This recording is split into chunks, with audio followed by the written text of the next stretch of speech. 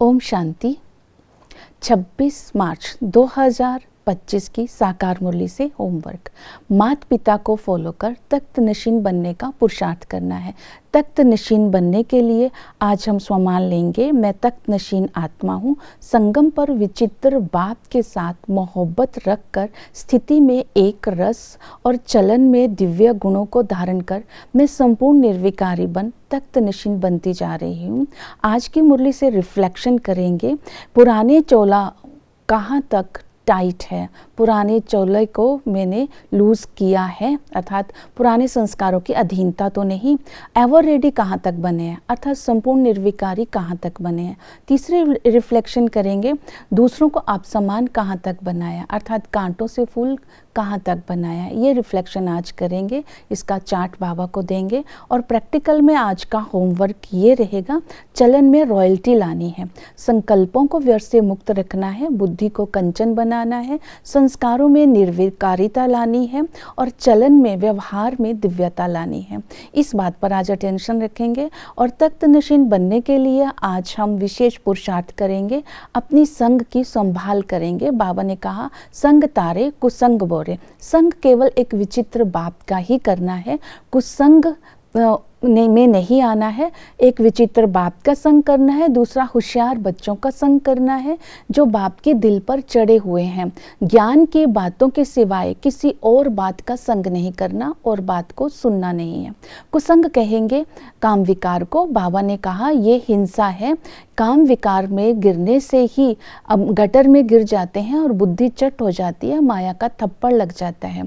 इसलिए काम विकार को जीतने के लिए देही अभिमानी बन करके रहना है और अपने आप को बंधन मुक्त बनाना है। बंधन मुक्त बनाने के लिए संस्कारों की ड्रेस को लूज करके रखना है, किसी देहधारी के अंदर फंसना नहीं है। देहधारी के अंदर फंसने से अपने को मुक्त रखने के लिए एक बाप के साथ ही सच्ची प्रीत रखनी है। जब एक बाप के साथ सच्ची प्रीत होगी तो आत्मा समझकर उसकी ही याद में रहेंगे।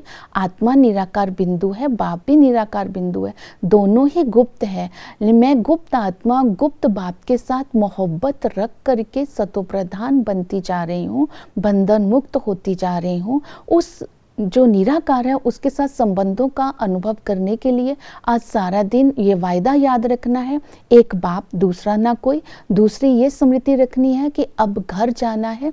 तीसरा संबंध को अनुभव में रहना है कि इस संगम पर हमें बाबा मिला है, हमने बाप का हाथ पकड़ा है, ये ईश्वरीय फैमिली है और बाप से हम विश्व की बादशाही का वर्षा ले रहे हैं।